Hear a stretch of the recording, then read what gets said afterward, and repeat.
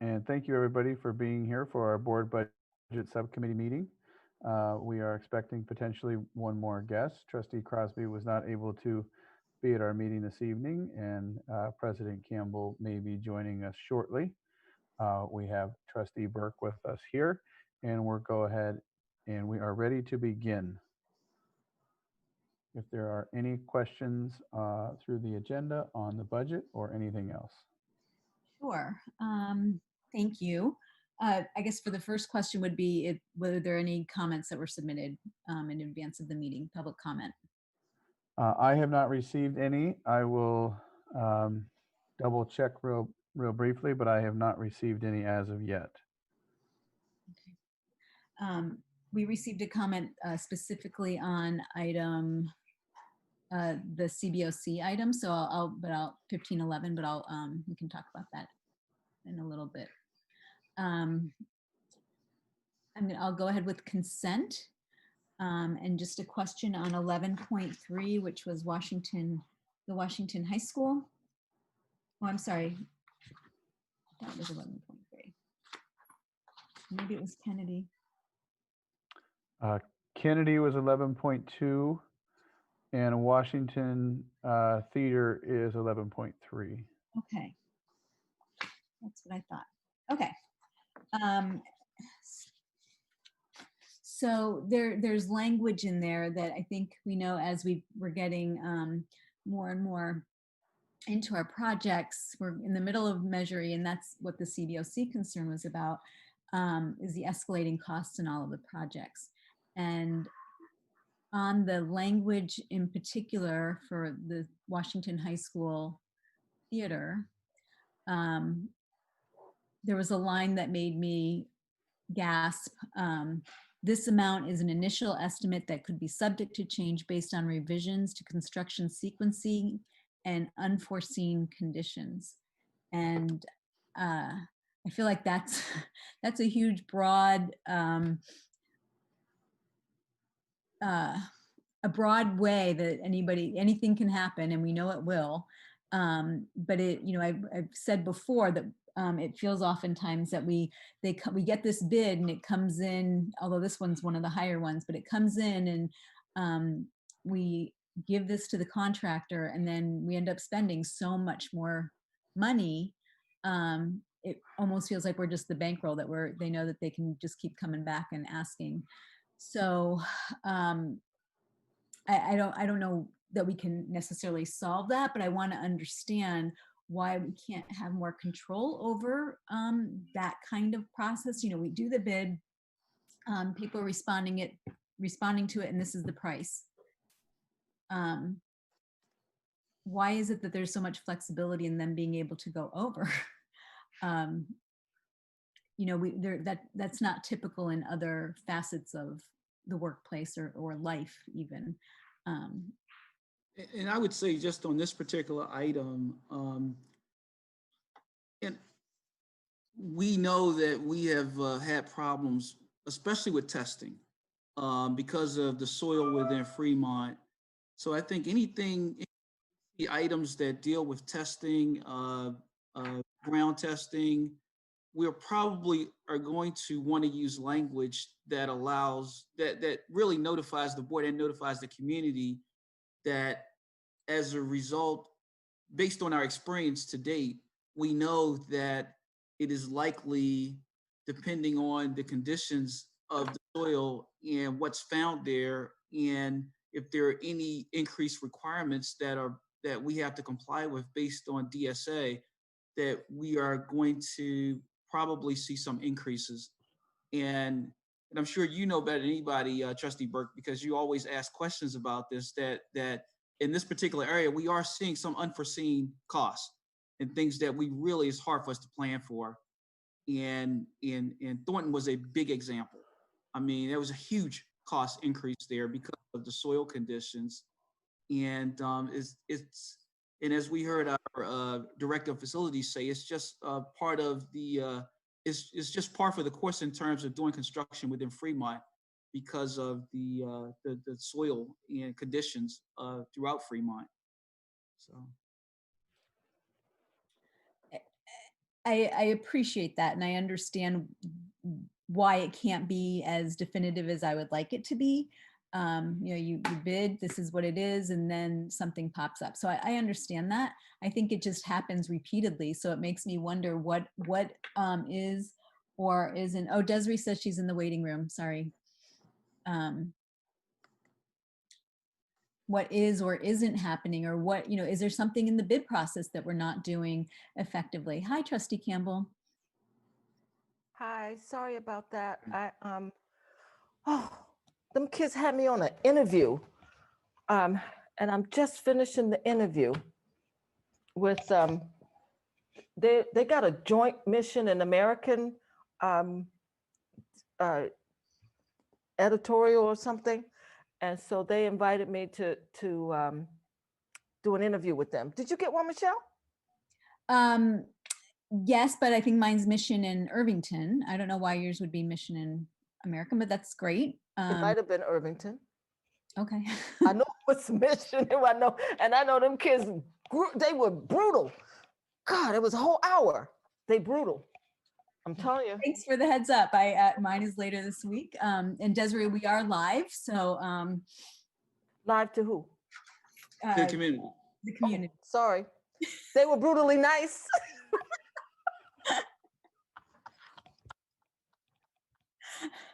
So Desiree, we were just talking about, we got the meeting started and we were on 11-3, which was the Washington High School, you know, the theater project.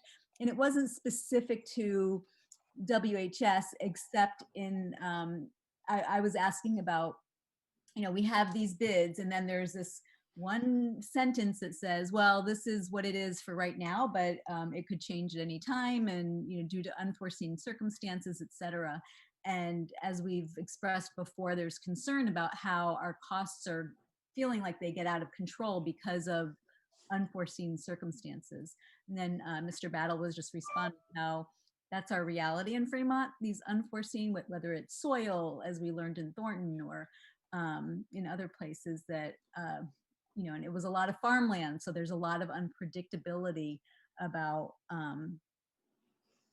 building or modernization, et cetera. But so then my next question, as you were jumping in, was, so given that, what, you know, how do we get a better handle on what we're putting out to bid? I mean, you know, what kind of information could we perhaps have in advance so that we can really do a better prediction of what the needs will be for any given project? Yeah, and that's something I know that Kelly is definitely trying to improve that process to make sure that the cost that is bid is definitely reflective of of reality. So I know that is something that she's working on. And I was looking at some of her notes. She has notes also from some board questions that were asked in this regard. And she also mentioned that this is the first increment of work for this project. So as this project advances, there will be further increments for testing and so forth that will continue to add to the cost of services for this particular service. So.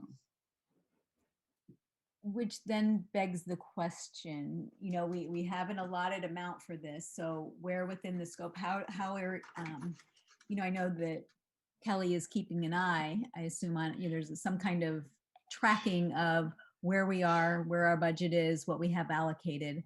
And this is no reflection on Kelly, it just feels like with almost every project, we have to do a reset, or we're adding money at some point. And as was noted in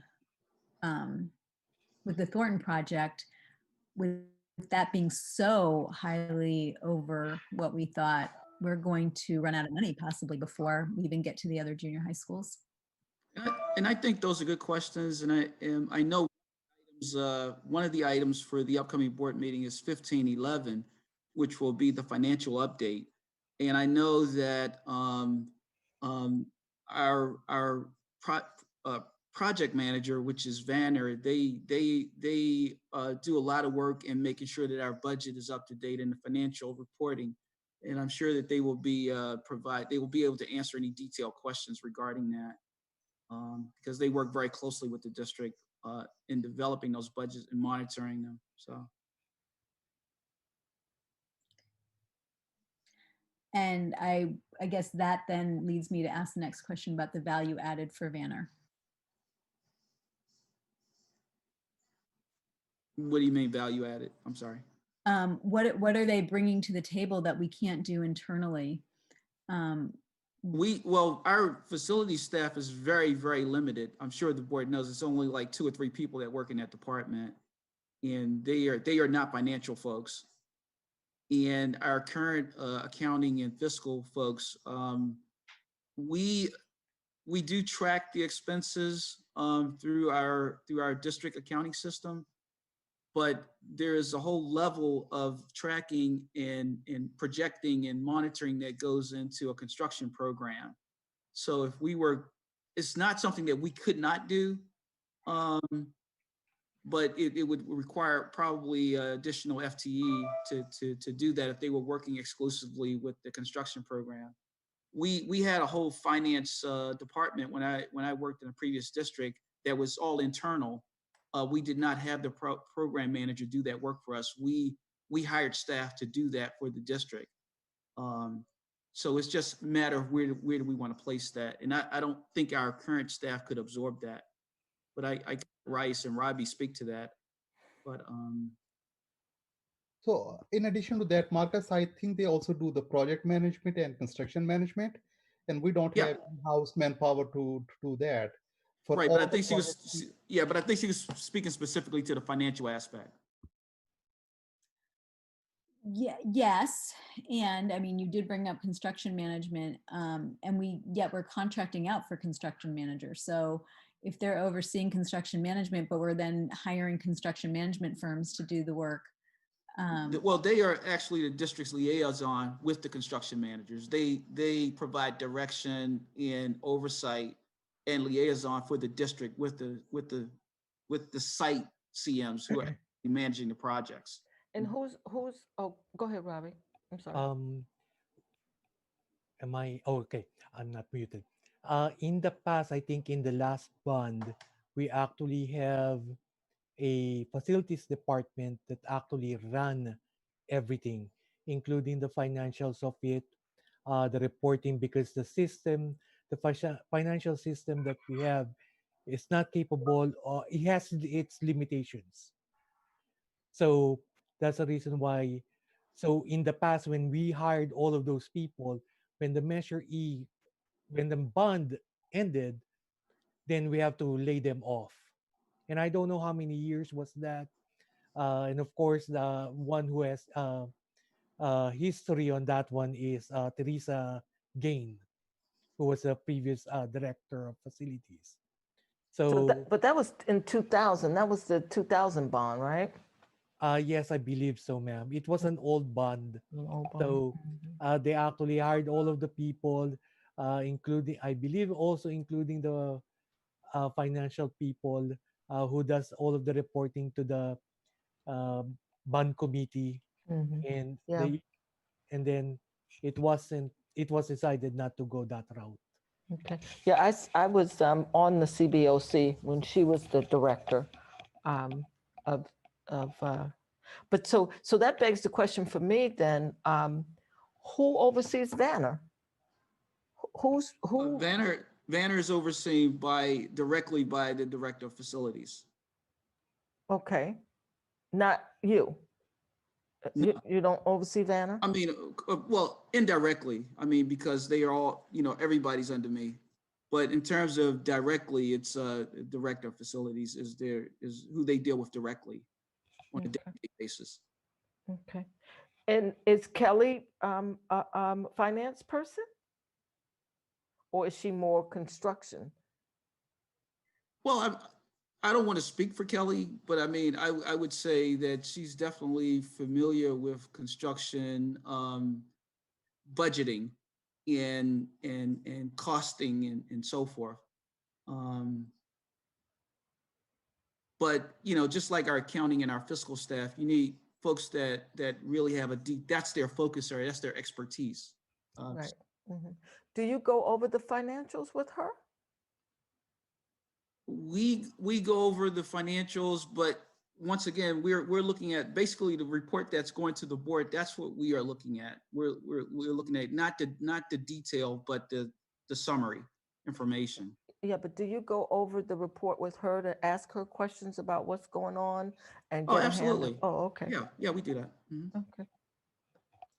Yeah, it seems, I now is not the time to have the conversation, but it seems we might need to evaluate or reevaluate the value of having a construction management company that's contracting out with construction management as opposed and keeping us lean as a staff, as opposed to we do it in-house and then we have complete control over what's happening. So again, that's not a conversation for now, but it is something that we might want to consider for the future. I don't have anything else that's on consent. Desiree or Zion, do either of you have any questions for other consent items? Mm, mm, mm, mm, mm. Zion, do you have anything?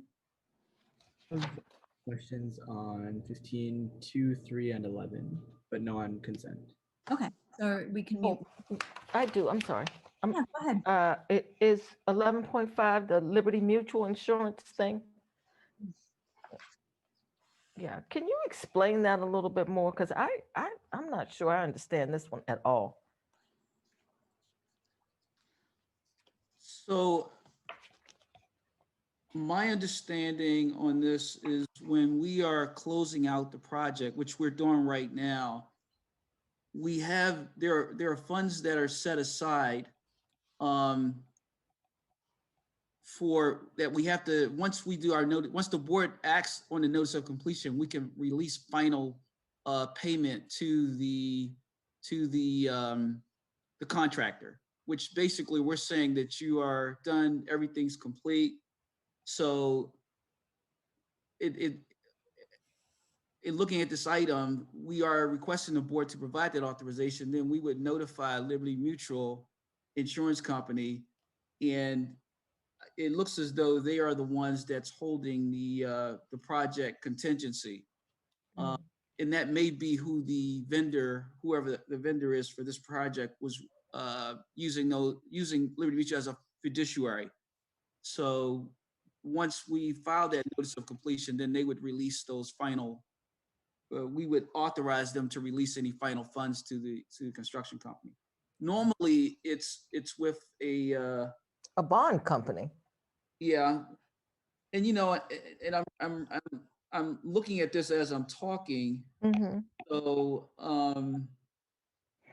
and I probably have to talk to Kelly about this a little bit, because this looks like it might also have something to do with the leaseback nature of this project. If this was a leaseback, there's something dealing with that takeover agreement in a release of in a transfer back to the district.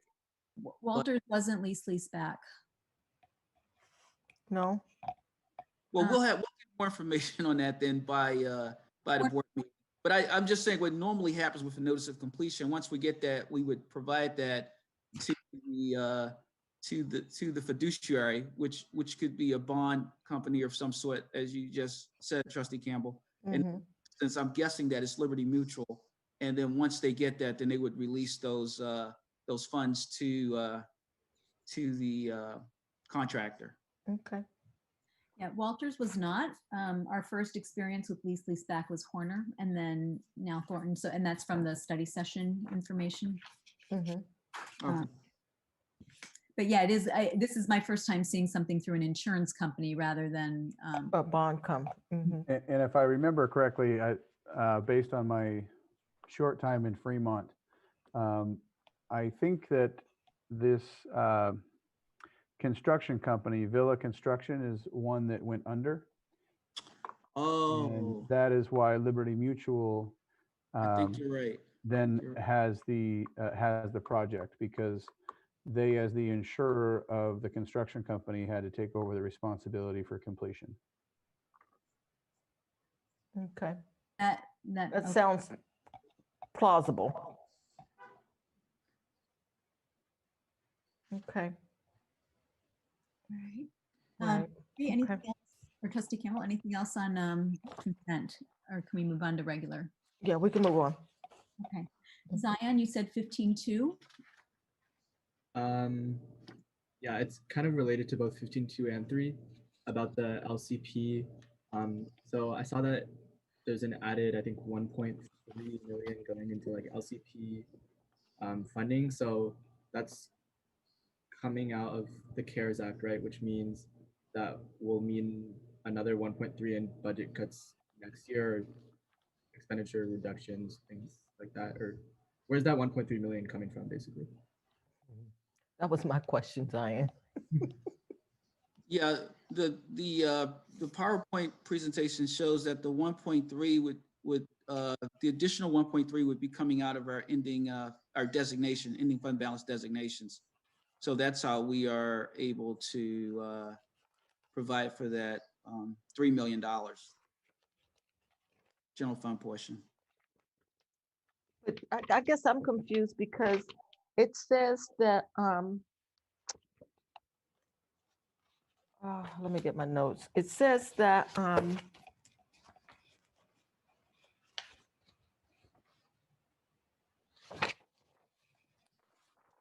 me grab my notes. It says that, okay. It says that there's the learning continuity plan. That's the 1.3. But then Right. when you look on the fact sheet that they gave us, that came along with the Are you talking about the funding source? PowerPoint? No, the funding source document. Oh, for the learning continuity plan. Okay. Right. If you look at the funding source document, which Right. They show 3 million coming from the CARES Act. right. Right. So I'm not sure. Right. They're just recognizing the fact that those additional funds were provided to the district as a resource. But that really doesn't show how it's reflected in the budget. They're just showing that they're just acknowledging that we receive funds from the state, and this is how those funds are being utilized. Okay, I hear that, but so let me see. I'm still not getting it, so I may have to ask my question a different way, okay? Because I'm not. Call me slow, but I'm not getting it. So on this revised budget thing that you gave us, it says that the learning continuity plan, 45-day 1.3, revised budget 1.3.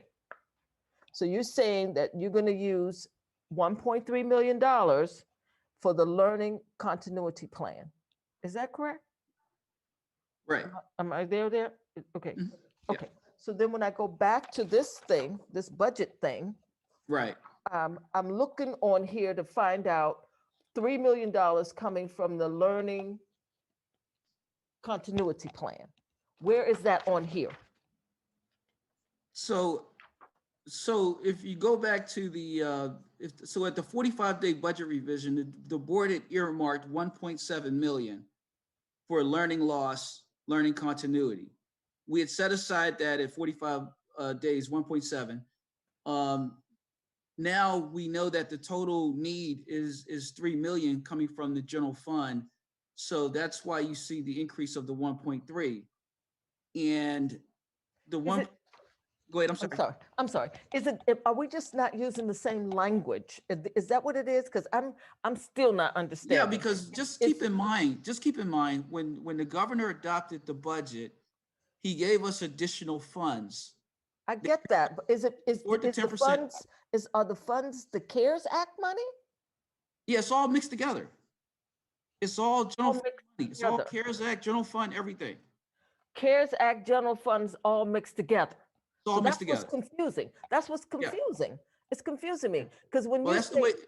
No, Yeah, no, right, no, that's I'm the way just the saying it's state gave us the confusing. money, right? Yeah, no, I'm sorry. I don't mean to cut you off. I really don't. But I just don't want you to go down the road because I'm not with you. I'm not following you. And I just want to follow you. So when you say CARES Act, learning continuity, cost of reopening, general fund, it's all the same pot and it's all in the general fund. Is that what you're saying? That's what I'm saying. But then you got LCFF that's in the general fund too, right? Right, And then you got supplemental money that's somewhere else, right? So Right. that's why it's confusing because I'm thinking that these are separate pots of money, right? I'm thinking the CARES Act money is separate than LCFF that doesn't have anything to do with, you know, the learning Well- continuity well, just- plan. So well, let me just- just stop there. Okay. just go ahead. keep in mind, when we adopted our budget, we had a $35 million hole.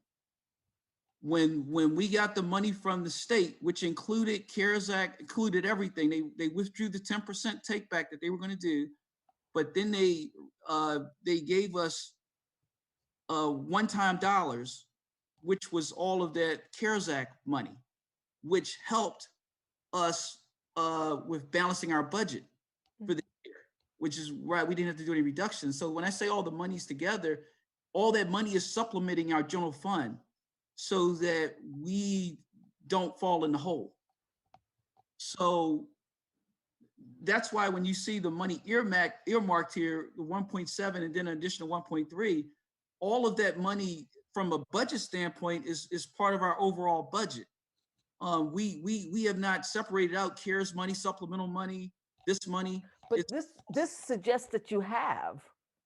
It suggests Well- that you have separated out into these little pots. That's why it's so confusing because it Well, looks like you have separated out into these little pots. Well, I think when they were doing the learning continuity plan, I think in just transparency to the community and to the board, it's showing that we are designating some of those dollars for that specific purpose. Right. Which is part of the general fund. They could have easily just put general fund there. So it's really it's the same pot of money. Okay. It's just confusing because of the language that we're using, because we Yeah. don't say general fund and CARES Act in the same breath. Because It- the way we would think about CARES Act money as it would be one-time money. It wouldn't be general fund. It would go into the general fund, but it was one-time dollars. Right. We have a lot of one-time dollars in the general fund. Right. So, I mean, I mean, I don't know if we want to get too bogged down on what they called it, but it is general fund. It is part of those CARES Act dollars are part of the general fund. Okay. So what you're saying right here for this 1.7 and this 1.3, those are CARES Act dollars. You got those from the CARES Well, Act. see, we got to be careful. We got to be careful here because it's all in the same pot. So we are. But you've labeled it. I'm just reading. I'm just literally reading what's Right. here. Right. Right. That's right. But like I said, all of this is for transparency for the board and for the community and showing how our money is being spent toward the CARES Act. So that's why we are labeling it this way. But from a budget standpoint, it's all part of the general fund. But for transparency for the board and for the community, that's why we give it these titles so that if somebody says, well, where's our learning continuity plan? How much are we spending for learning continuity? Then we can show that.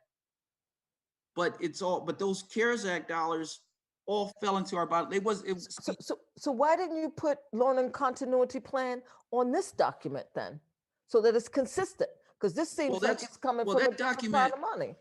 Well, that document, came from instructional services, and I can't speak for them, but they were basically just showing how the money is characterized in terms of how it came from the state. So, but I would never be able to tie that back to this. I wouldn't be able to tie it back because the language isn't the same. So when I'm looking at this, I'm thinking that this is a different pot of money than the CARES Act money. no, It's not? Mm-mm. mm-mm. See, I would have never It's- known that. And that's what's Right. confusing to me.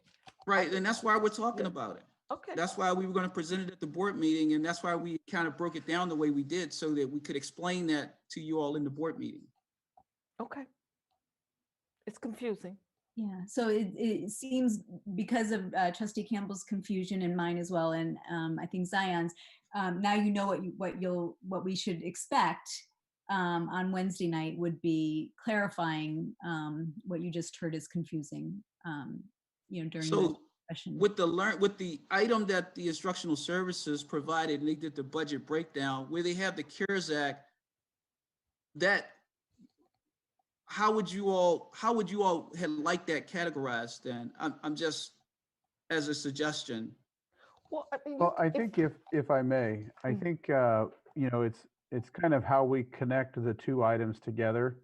And I think when we get kind of stuck in the cyclical portion of the terminology piece, because when we say it's general fund, but there are some things, so when we look at that LCP fiscal summary, for example, we're looking there at the CARES Act, which we understand can all be in a way categorized as general fund money, but our Title III, Title IV, and our special ed would all be restricted, kind of what we used to consider categorical. But the discretionary funds would be more general fund. And so there's a little bit of a mixture of both there. And I think it's just trying to help the conversation connect between those two documents, because I think what our community and some of our stakeholders as well as our board will want to do is connect the LCP with the budget documents that we see in the agenda item before that. Mhm. And so maybe we can kind of just look at, because we can see that the 1.7 and the 1.3 are, where we're getting the 3 million. Mhm. And so maybe it's just making sure that those are connected in a way that is a little bit easier for people to recognize. Yeah. So, I'm not trying to be argumentative with you, Mr. Battle, but it was just confusing to me. And so I would just like the language to be consistent. So if I'm looking at this and I see learning continuity costs, and then I'm looking at this and I see learning loss mitigation funds, I mean, it's just, I would never be able to tie this back. So if the language was consistent on both documents, I think you wouldn't have had a problem. Yeah, 'Cause- and 'cause I'm unfortunately, thinking that this is, yeah. yeah. Yeah, well, that's helpful for, Mhm. because when instructional services put their budget together and they did the breakdown, we didn't communicate on how they were going to identify their resources. Mhm. We were identifying it in the budget presentation, so Okay, we can Yeah. talk about that going forward. okay. Zion, does that answer your question too? I think we both was figuring the same thing out. I thought we had some extra money floating around somewhere. Darn, That would be nice. that would be nice, Would but be it's nice. not. Okay, so Zion, did that answer your question? Yeah, that makes sense. I Okay, think just the clarification that CARES Act money is general fund money, that's important. this was very important. Oh, I thought that was the categorical funds hanging around somewhere that we didn't know about. Yeah, I knew that's what you were getting to. No, Yeah, I know. So Mr. Battle, I just had another question about the designations. I heard you mention the designations again. Where did the I think I figured it out. I think I figured it out for myself. So the designations of the 14.7 came from the fact that we didn't spend as much money as we thought we were going to spend. right. Right, okay. So when I look at, Which includes some restricted and unrestricted, restricted carryover, and the unrestricted portions, which we've designated for what we shared before, the CNS mitigation, learning mitigation, and mitigation, learning loss mitigation, PPE. So, okay. Yeah, I think I had to go back to some older documents to figure that out, though. Because when we looked at those designations before, I recognize that some of your expenses were lower than what you had anticipated um, uh, because of probably distance learning and those Yes. kinds of things. Okay. Right. And so that's where you came up with that. Okay.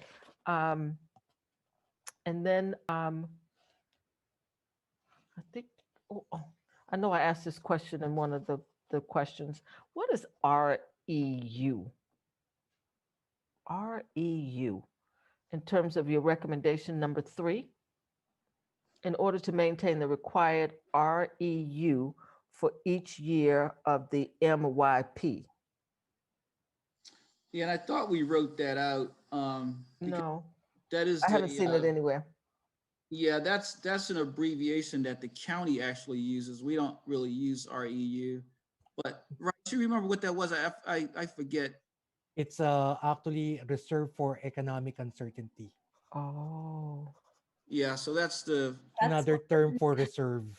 yeah. It's never term for reserve. Yeah, there's probably like 2 or 3 term uses where we don't really use REU. Okay, Well, we certainly are in economic uncertainty. that's for sure. Okay, so that's what that is. Okay, I kept looking around. I went back to the thing and I was like, I can't understand this. What is they Yeah, and saying? I'm usually went really back to good the- at writing things out before I Yeah, abbreviations, and went back so- to here and I saw it in here and I was like, but they didn't write it out either. And I'm like, oh my goodness, what is this? Okay. I go back to the resolution or, 15.2 where we were talking specifically about being conditional. Mhm. Um, we've met what they needed from us. And we, when we went through this last year, we had done everything that they asked us. And yet we're still in unconditional or unconditional. So I'm just trying to understand, where did we go wrong now that we have to make a reduction of 26.7 million over the next 2 years? Actually, yeah, 26 million. You said, where did we go wrong? Well, yeah, because we did everything the county asked us, right, by making the reductions that we had to make last year and this year, and we But our budget changes every time we provide a financial report, our budget changes. So the board did take actions based on the information that you had at that time, but that information continues to change and evolve. So now, based on all the information we have now, it's changing again. And now we're at about 11 million for required reductions for next year, which is part of the resolution that was included with this particular item. And we said in the resolution that those numbers would change based on this first interim and the governor's budget in January. Then we would provide the board with a new target by January 29th of next year. And I mean, did you want to say something, CJ? I'm sorry. Yeah, I just wanted to ask a clarifying question to maybe better understand Trustee Burke's question. When you say where did we go wrong, is it in terms of the fact that we need to make reductions, or in the context that we are on a conditional approval from the county now? Both. Okay, both. Well, I think, where I looked at it, as a newcomer coming in, is that we anticipated the need to make significant reductions based on the projected 10 to 15% decrease in revenue that we got at the May revise. The governor's budget changed that substantially, and we know that was built on deferrals, and we'll have to see what holds throughout the year. But I think the reductions in year 2 and 3 of our multi-year projection were there for us. It's just a question of how much they were going to be. And I think that where we ended up at the conditional approval level for the county is they are just taking a very close look at where we are. And given that we continue to have a 3.5% reserve, which is 1.5 above our required 2%. I think that's where we end up in the conditional and what they want, and what I've seen in other districts throughout my career that have been in a similar situation is maybe it's under a different title, but ultimately it's that resolution that is the promise of the board to make X number of reductions by a certain point in time. But again, as Marcus was highlighting, that number is our best guess in the moment, and that's going to change it when we get the January governor's budget proposal, or if there's some other significant expenditure that we come across. And I would anticipate that we'll also continue to monitor that through our first and second interim. We all know that generally the first interim projects well, who knows what it will be in the world of distance learning, but in a traditional school year, a lot of those expenses are upfront in the budget year as you make those expenditures to start the year, and they slow down a little bit over the rest of the year. But I think that's where the county's looking at us, and I think that's where our reductions, we didn't have to make the reductions this year because of the governor's budget, but the 3-year dartboard, so to speak, has contained the information that we would need to make reductions in the outer 2 years. Mhm. Well, I guess to your point, Trustee Burke, I'm looking at the first, second, third, fourth whereas. Where it started is whereas based on the county superintendents of schools conditional improvement based upon a review of the district's adopted budget based on factors which include declining enrollment, inadequate enrollment projections for 18-19, an inability to realize all reduction savings. I guess we didn't do what we said we were going to do. Impacts from collective bargaining. I mean, that's somewhat out of our control because we went to impasse.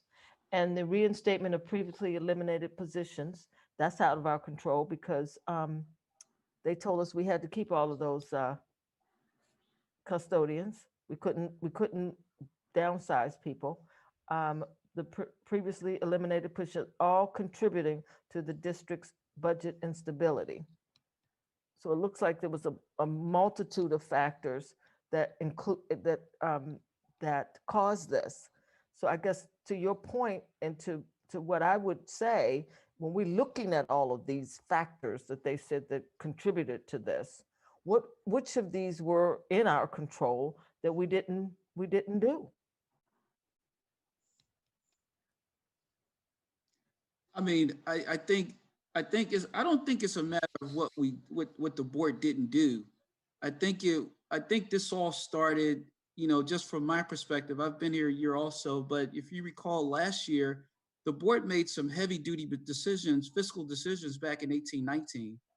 And you made those decisions based on not the best available information. You really thought that you were in an increasing enrollment situation. The demographic information that was presented to the board at that time showed that the district was still growing by thousands of students, which we now know was a myth. It just wasn't there. But there were key decisions, fiscal decisions that were made, salary made that year, Right. on that information. But was it inaccurate, or was it the best information that they had at the time they made it? It was inaccurate. It was definitely inaccurate. It was definitely inaccurate. It was off by 3,000 to 4,000 students.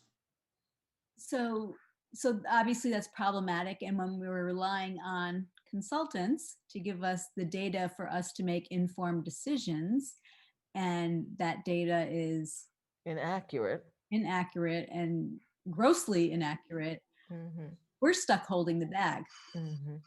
And how does that accountability fall down the line? Because and it's unfortunate. I'll be honest with you, because if the board recalls, I mean, that's why we brought the demographers back in here last year, and why we ultimately terminated their contract, because it was woeful.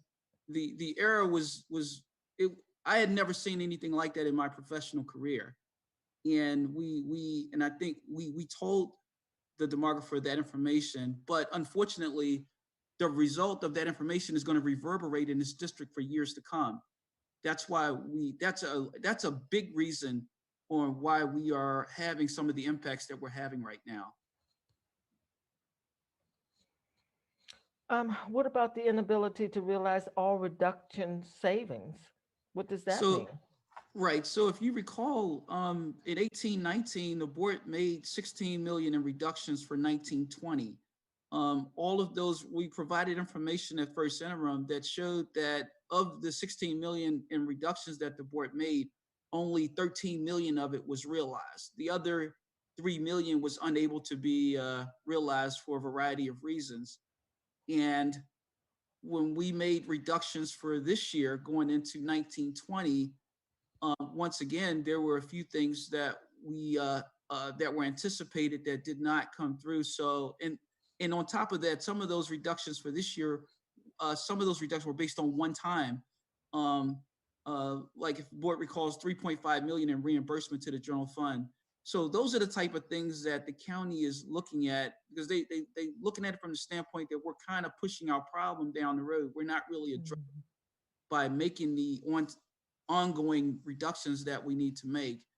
And I think that is the county has their opinion about that. I think it is, a lot of districts will feel like it's a district decision if they have one-time resources and they want to push the can down the road another year so that they can see what happens on the state level. I mean, those sometimes are district decisions, but those are the things that they're looking at. Yeah, I think our talk has always been that we're only using one-time monies for one-time things, and that we don't use one-time monies for ongoing expenses. So the way you're explaining it, sounds like that we have done that. And I would like to know a little bit more about that at some point, because we've been, just like when we're negotiating with our labor groups, we said, if we have one-time money, we'll give you one-time money. If we have ongoing, we'll give you ongoing. So what you're saying now makes it sound like we haven't practiced that, which of course would not be good practice. Right. Let's see.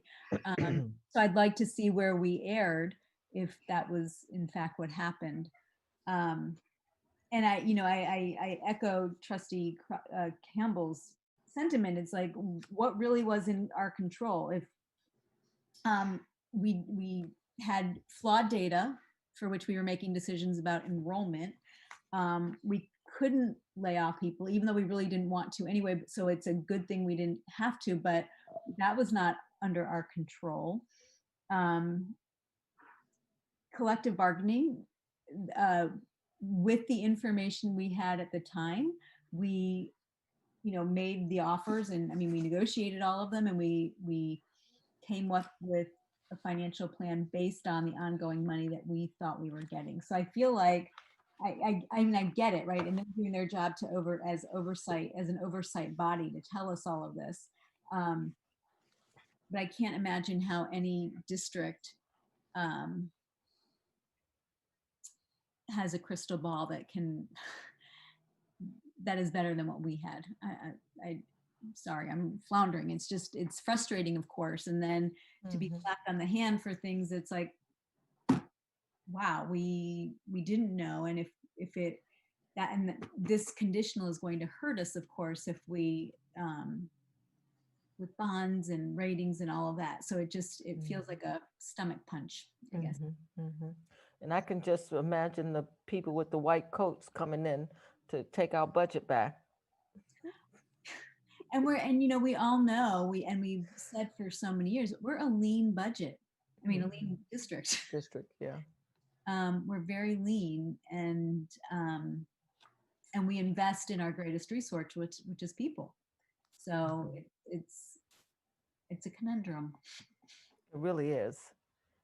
It's and then I think I think the bigger question for us, and as I look at the part of the thing that they said that they wanted us to do, was to make sure that we had a plan on how we were going to make this right. I mean, I guess we're here where we're here, But we just have to make sure that whatever we do, we're doing it to make this thing right.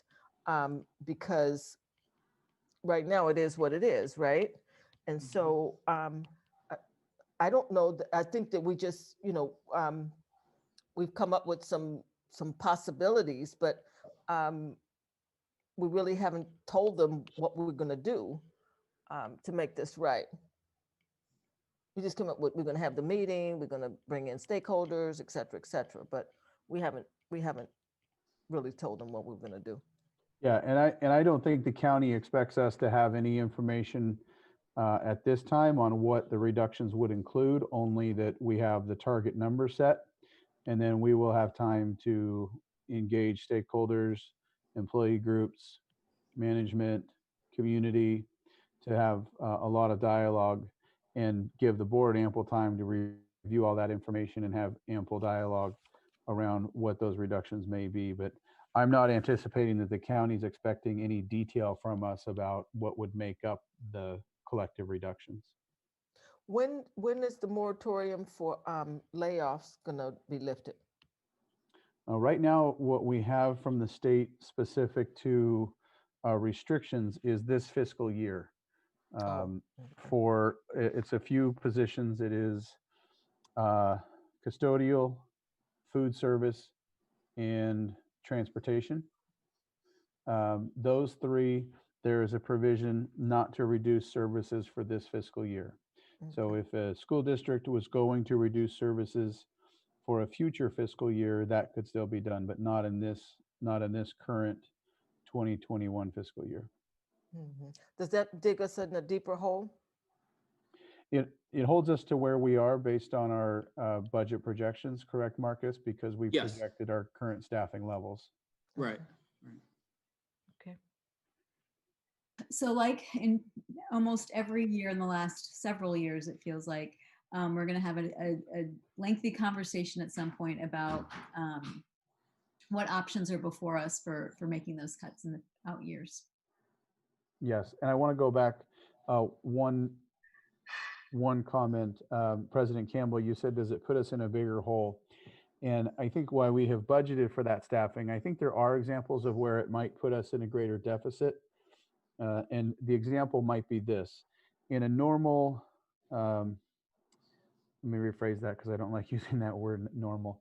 In a year where we're open for in-person instruction on campus, if we're selling a certain amount of meals and we need a certain amount of child nutrition staff to support that, if we were in a cycle where we saw that go down by 70% in terms of the number of meals that we're selling, we would likely adjust our staffing to try and reflect the amount of meals that we're serving.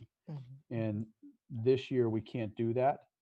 And so that's part of the designation that was utilized in the unrestricted, in the unaudited actuals, because we know that we're going to see a significant negative impact from the number of meals. Even though we're getting reimbursed, our child nutrition staffing is based on selling a far greater number of meals each year. So that would be an example where it does impact us. And that's going to be an impact for most districts in the state. And similarly, as we talked about before, the revenue we had anticipated getting from rental facilities or renting out our facilities is simply not there. So, and we don't know for how much longer it will not be there. So that that means we need to not consider that as part of our future budget discussion, and just, if we get it, then that's going to be a great thing. But if it's not something we can rely on anymore with all the uncertainties that we have. It's close to 6, and I think I know I had just one other question about CBOC, but I think that's a lengthy conversation as well. The Measure E money. So maybe I'll ask you, Desiree, and Zion, if you had anything else on another agenda item. No, I'm good. Student board member? No, I don't have anything. So I think just in closing, and this will have a lengthier conversation on Wednesday, is we're running out of money for our Measure E. And But we have another series that we have to buy, right? Yes, we have another series coming up. That's within the 650 million. Yeah, Another 120 million or something? yes. Mhm. And that goes back to the previous conversation. If we have a conditional rating and our rating goes down, because that's going to be harder to Sell the bonds. sell the bonds. Yeah, we're already talking to some of the rating houses, actually as we speak, and they are aware of the letter from the county. So I would anticipate that it may have some impact. That rating's supposed to come out this week, I think. So we'll let the board know in a Friday update when we get that information. Well, I'm sorry that this was such a depressing conversation. Oh, dear God. I suspect there'll be more where that came from on Wednesday. But thank you, everybody, for your time. Trustee Campbell, I'm glad you were able to join us instead of Trustee Cosby. I know it was last minute, so appreciate that. Everybody, thank you. We'll see you. Some of you will see again tomorrow, and then some of you will see on Wednesday. Have a Bye good all. evening. Thank you Bye. very much.